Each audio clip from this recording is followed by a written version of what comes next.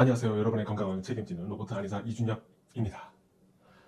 여러분, 예전에 제가 페이닥터로 일할 때였습니다. 그 당시에 공진단, 여러분 잘 아시죠? 그 공진단이 사회적으로도 많이 화제가 되고 뉴스에도 나오고 그리고 소비자분들에게도 잘 팔리던 시기였습니다.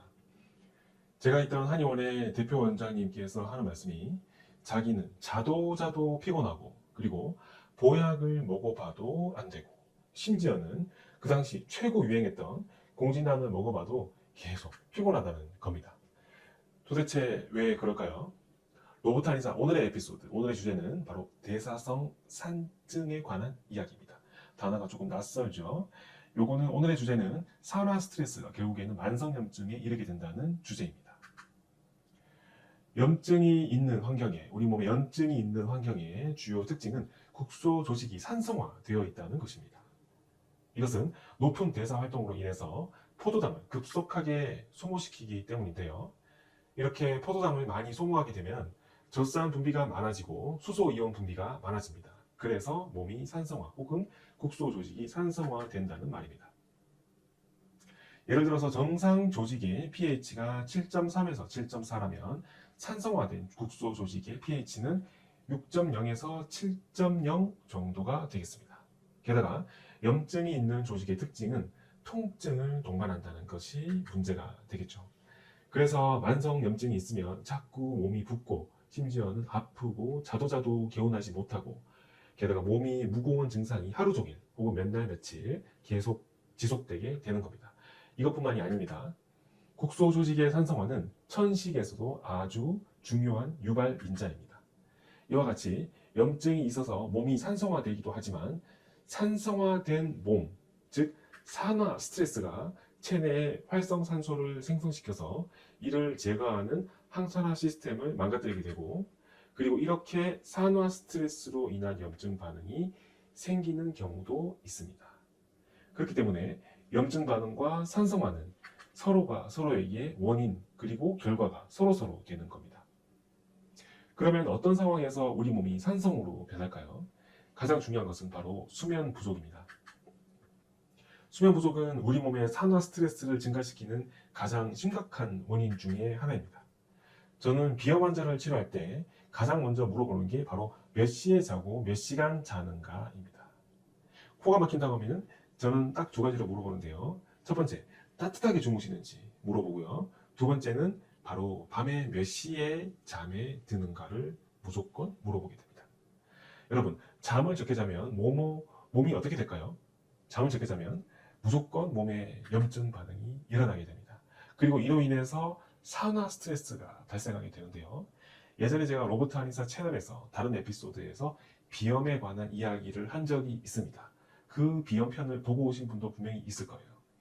그때 제가 베이킹소다 복용을 말씀드렸는데요. 노벨상 이야기를 적절히 섞어가면서 소개해드렸던 기억이 납니다. 근데 이러한 수면 부족으로 인한 산화 스트레스를 가장 쉽게 제거하는 것이 바로 베이킹소다입니다. 그 다음으로 중요한 것은 바로 식습관이 되겠는데요. 여러분, 정제 탄수화물과 고지방 식단은 TCA 회로를 과부하시켜서 미토콘드리아를 통해 활성산소를 생성하는 역할을 하게 됩니다.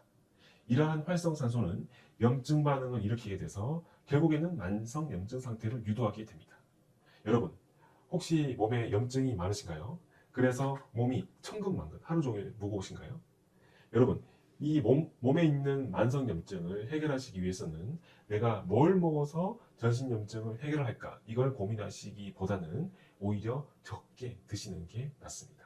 그래서 적게 먹고 단식하게 되시면 몸이 건강해지고 각종 염증 질환들이 줄어들게 되는 겁니다. 또 다른 원인은 뭐가 있을까요? 바로 정신적인 스트레스입니다. 만성 스트레스는 만성 염증을 유발하고 이는 곧 세포 노화와 직결이 됩니다. 이렇게 몸이 산성화되는 가장 중요한 세 가지를 말씀드렸는데요. 자, 첫 번째 수면 부족, 두 번째 고칼로리, 세 번째 정신적 스트레스입니다. 특히 고칼로리 같은 경우는 우리 현대인의 식습관으로 인해서 우리 몸이 대체적으로 산성화되는데 가장 심각한 원인 중에 하나입니다. 이렇게 우리 몸이 산성화되기 시작하면 만성 염증 상태로 접어들게 되고 이 만성 염증 상태에서는 몸에서 가장 취약한 부분을 파고들게 되면서 본격적으로 문제를 일으키기 시작합니다. 저 같은 경우는 그 증상이 비염이나 교통으로 나타났는데요. 그래서 이걸 중화시키는 용도로 베이킹소다를 예전에 소개해드린 바 있습니다. 베이킹소다는 그야말로 산성에서 알칼리성으로 바꿔주는 아주 간단한 식품이죠. 여러분, 보약을 먹어도 수액주사를 맞아도 그리고 공진단을 먹어도 해소되지 않는 피로라면 우리 몸의 산화 스트레스를 떠올릴 필요가 있습니다. 여러분의 산화 스트레스는 바로 만성염증이고 이건 몸이 찌뿌둥한 상태 그리고 몸이 하루 종일 무거운 상태가 오래 지속될수록 반드시 산화 스트레스로 인한 만성염증을 의심해 볼 필요가 있습니다. 다시 말씀드리지만 만성염증을 해소하기 위해서 어떤 음식을 먹을까, 뭘 먹어서 염증을 해소할까 이렇게 가시면 안 됩니다. 이걸 고민하시기 전에 가능한 한 일찍 주무시는 게 좋습니다. 무조건 일찍 자야 돼요. 12시 전에 주무시고 가능하면 11시 전으로 주무시는 게 가장 좋습니다. 그게 건강관리의 가장 기본입니다. 뭘 먹으려고 해소하지 마세요. 네. 산화 스트레스를 교정해주는 우리 몸의 강력한 환원 작용은 바로 수면이기 때문입니다. 아시겠죠? 그래도 안 되면 우리 몸을 약간 알칼리 상태로 다시 되돌이켜주는 게 그게 필요한데요. 알칼리 상태가 원래 우리 몸이 가장 최적화되어 있는 가장 알맞은 pH 상태이기 때문입니다. 우리 몸을 알칼리로 만들어주는 것은 베이킹소다. 예전에 제가 소개해드린 거 기억나시죠? 네, 쇼츠에도 있으니까 저희 로보타리사 유튜브 채널에서 가장 많은 조회수를 남긴 게 바로 베이킹소다 편입니다. 그 작용 원리, 베이킹소다가 산성화된 몸을 알칼리로 바꿔주는 그 작용 원리와 복용법에 대해서는 로보타리사 유튜브 채널 로보타리사 비염편에서 제가 소개해드린 바 있습니다. pH 외에 우리 몸을 산성화시키고 만성염증을 유발하는 것은 바로 활성산소가 있습니다. 이것은 피곤할 때, 특히나 스트레스를 받을 때 활성산소가 잘 생기는데요. 활성산소를 제거하는 데는 비타민C가 최고입니다.